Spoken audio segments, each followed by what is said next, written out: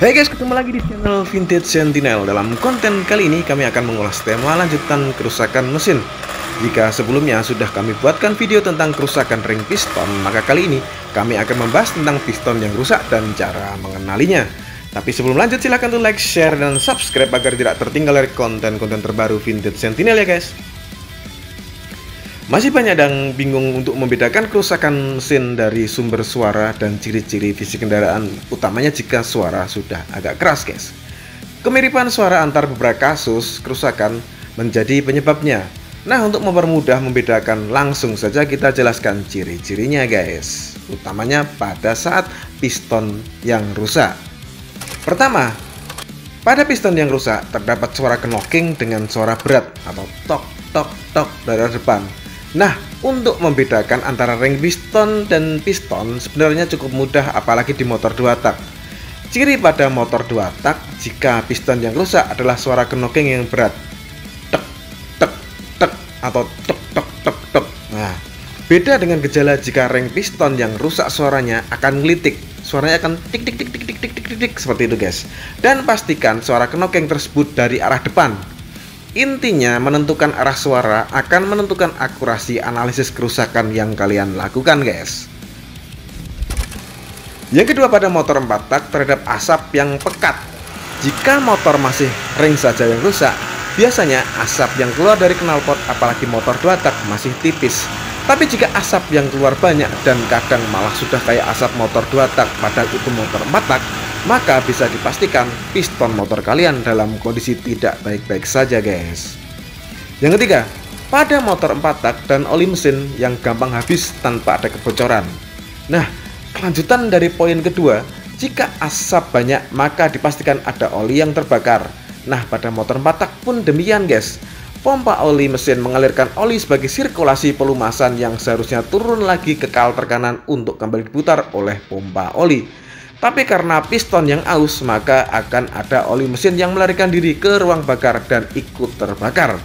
Akibatnya, oli mesin tersebut akan habis sendiri guys, padahal tidak ada part yang bocor guys. Maka jika ciri-ciri seperti ini, kalian cek piston kalian guys, daripada merembet ke masalah yang lebih berat lagi. Yang keempat adalah tenaga drop dan kompresi lemah, sehingga akan kesusahan saat dibawa di medan tanjakan, membawa beban berat atau boncengan. Kunci utama motor bisa kencang atau bisa performa maksimal adalah kompresi yang maksimal. Tapi kalau ada kebocoran, misal akibat piston yang aus, maka tenaga yang dihasilkan pasti tidak akan maksimal guys. Motor drop kompresi dari piston bisa dilihat dari motor yang akan sangat-sangat kepayahan jika kalian ajak berakselerasi, atau sangat lemah jika dibawa di tanjakan panjang.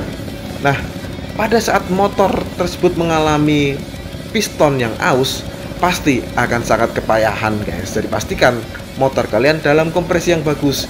Cek piston, jika ada kerusakan segera diganti guys. Yang kelima, mesin akan cepat panas baik di motor 2 tak atau motor 4 tak.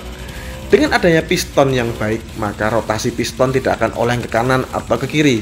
Bisa dipastikan piston akan normal naik dan turun saja jika motor piston yang normal guys.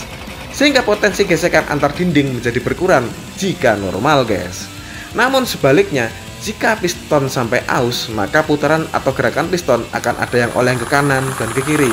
Nah, dipastikan piston akan sering menghantam dinding liner berulang-ulang ke kanan dan ke kiri, ke kanan dan ke kiri, tidak sekedar naik turun.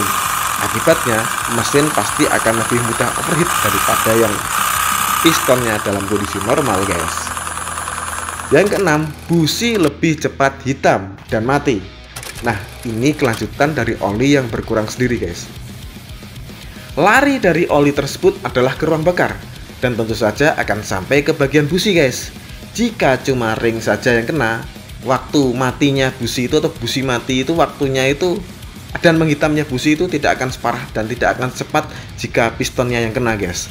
Karena jika pistonnya yang kena, maka busi selain hitam akan juga basah kuyup guys oleh oli. Dan karena basah inilah busi tersebut, maka usia pakai busi tidak akan lama guys. Yang ketujuh, jika dibuka, ciri fisik piston banyak baret, dan jika digerakkan di antara buring itu ada jeda ruang, tik tik tik tik, itu gerak-gerakan itu ada busi yang tidak rapat gitu guys. Ini adalah ciri fisik, tapi akan terlihat jika kalian membuka buringnya tentu saja. Meskipun harus buka-buka agak susahan, tapi ini adalah cara paling ampuh dalam melihat kerusakan piston guys. Dimana jika piston yang rusak, maka terdapat ciri piston yang banyak baret, atau bahkan ada termakan sebagian dinding piston. Atau jika parah, misal kalian gerak-gerakan pada posisi masih ada buring, maka piston akan bergerak ke kanan dan ke kiri, tik tik tik tik seperti itu.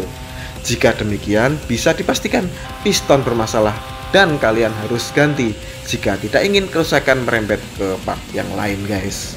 Oke, sekian dulu konten kali ini. Barangkali ada yang ingin menambahkan, bisa langsung di kolom komentar agar bisa menjadi pembelajaran bersama juga dengan rekan-rekan penggemar yang lain guys.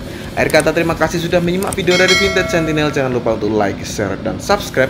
Wassalamualaikum warahmatullahi wabarakatuh.